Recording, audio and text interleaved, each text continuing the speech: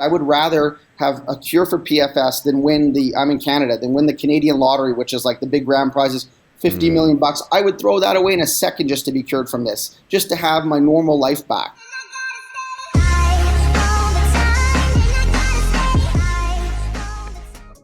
What's up, everyone? It's Russo. I hope everyone is doing well. Today I'm here with the PFS Network, here to showcase some victim patients of the compound finasteride.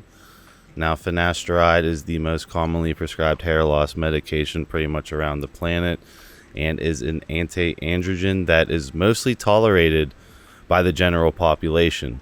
However, if you are an outlier like the people sitting in this call, or you take an anti-androgen that is extremely similar to finasteride, such as saw palmetto or lion's mane, you could wind up in this boat of causing this extremely weird syndrome, which we're about to go down all the odd side effects that have not gone away for any of these guys. I don't think these guys really have any ploy to sit here and lie and act and make up stories. Their lives are destroyed, and I want to give you guys, especially for all you fucking bullshit PFS deniers, like, you guys can sit there with your little fucking cult and you can go and break down how all these guys have a fake nocebo effect, and they're going on, some of them are going on years where they're still experiencing bullshit. You can go on and be like, oh, they weren't permanently messed up. Please tell me. So I wanted to start off with Blake.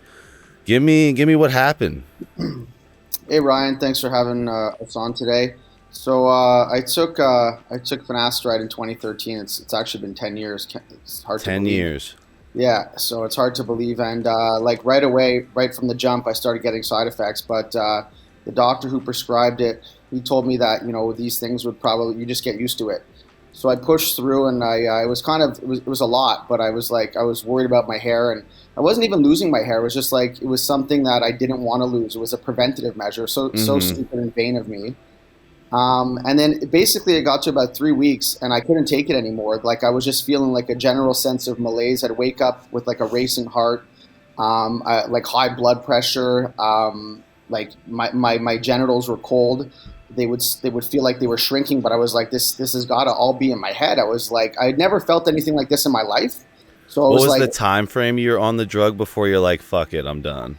3 weeks. 3 weeks. About 3 weeks, yeah. Maybe 3.5 weeks, yeah. So less than a month. So it was, and I was pushing through. I was suffering while I was on it. Yeah, a big thing, even with the hair loss YouTubers, if like I hear them saying, like, if you're experiencing a side effect, just keep going. It'll go away. It's like, okay, what's like the logic or sign? Like, go on little PubMed. Go on PubMed, buddy. Pull up PubMed and tell me like what happens when they push through. Tell me finitely in a little paper you Google why that's happening when that doesn't happen for other people. Yeah, exactly. And something that like I had done very little research on it before I got on, because I was listening to a doctor, but I did come across one thing on Google back then where a guy said this drug will turn you into a 90-year-old, and I was like, that's crazy. I was like, that's insane. And then when I was on it, I was like, holy shit. I was like, is this actually happening? And so anyways, I discontinued the drug, and I'm like, okay, let's see, things are going to go back to normal, and things just got progressively worse. So like the shrinkage continued. I started to get like all sorts of mental side effects. I started to feel like vertigo. I started to feel brain fog. I started to feel like just impending sense of doom. A whole slew of things that I was 30 years old at the time. I'd gone 30 years of my life without any of these things. And all of a sudden now I have these things. So, you know what I mean? It's not a coincidence. So basically between now and then, I've tried, I would say I spent $60,000 to $70,000 on supplements, doctors, everything, you name it, I've taken it. I've taken everything, and I'll tell you what, nothing has helped. It's made me worse. It's made me worse over the years because, you know, I'm just experimenting, and there's no logic behind anything that I'm doing. I'm just reading on forums. Oh, guys are saying try this, try that. The forums are pretty schizophrenic. When I read some of the protocols, I'm kind of confused. Yeah. Go into your, like, I guess this is 10 years of your life that's pretty much fucking altered and fucked up. So go into like the time frame of Like, you probably thought you're going to get better within a year. Like, if you read the comments, they're like, oh, Russo's going to be fine within a year, blah, blah, blah, blah, blah. Like, go into, like, how your 10 years played out. It's honestly, it's first I was trying to convince my family of it, and they don't, you know what I mean? They don't understand. So it was just like that, trying to convince my family, then trying to support myself. I have to still work. Like, I don't have anybody to rely on. I still got to pay the bills. I still got to do this, got to do that. I've basically been carrying myself through the 10 years. Like, you might not see it looking at me. Like, I don't know if I have to be lying dead in a puddle for people to think that, you know, there's a problem. But it's just like, that's one of the biggest challenges about this condition is like, I'm not sitting in a wheelchair on an oxygen mask, you know? But I literally feel like that every day. I'm feeling like so much fatigue. I'm feeling just like I'm dragging myself. I feel like Night of the Living Dead, like I'm a corpse. I'm a zombie. I'm a eunuch. I have no sexual function. You know what I mean? There's no sense of what, like, a man, like there's no what a human was designed to be. I've been stripped of that. It's literally disgusting. I've even said I would rather have a cure for PFS than win I'm in Canada, than win the Canadian lottery, which is like the big grand prize is $50 million. I would throw that away in a second just to be cured from this, just to have my normal life back. That's how much this means to me. It's unbelievable. You know, there's nothing more important that can in the world. I would go to the end of the world to find a cure for this. Talk about your experience going through the Canadian medical system about this condition. So I saw an endocrinologist in my first year, and he kind of brushed it off. He's like, yeah, I've heard that there can be some things, but you'll get better. Sure. Okay. So anyways, that didn't happen. The GP that referred me to this, he kind of just wanted to like wipe his hands clean of this. He didn't want anything to do with it. These doctors are trained to think a certain way, and then you know what it is like trying to go to a doctor and tell the doctor how it is. You can't tell them anything. I did come across the head of urology at Mount Sinai Hospital in Toronto. Great, fantastic guy, Dr. Jarvie, and this guy is like has a better reputation than pretty much any other doctor I've met. He understands finasteride. Well, he knows of it. He knows about the condition.